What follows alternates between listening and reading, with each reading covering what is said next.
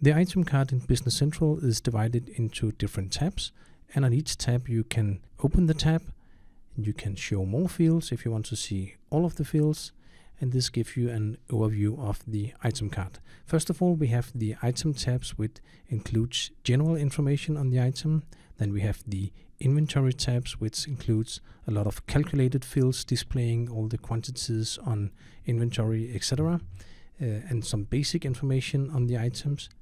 Then we have a tab for cost and posting, which is all the costing, of course, on the item and where the posting enters in the chart of accounts, and some of the reporting information. Then we have a tab for price and sales, and that's mostly used by the salespeople for the sales price and information about the sales side. The replenishment tab, the next one, is how to replenish the item, not how to plan it, but how to replenish it either by production, purchase, or assembly, and the parameters related to that.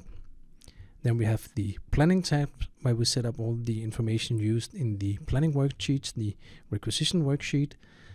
The item tracking tabs, where we define information about how to trace the item with serial or lot numbers.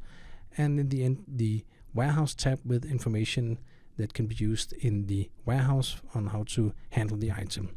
These are the tabs on the item card.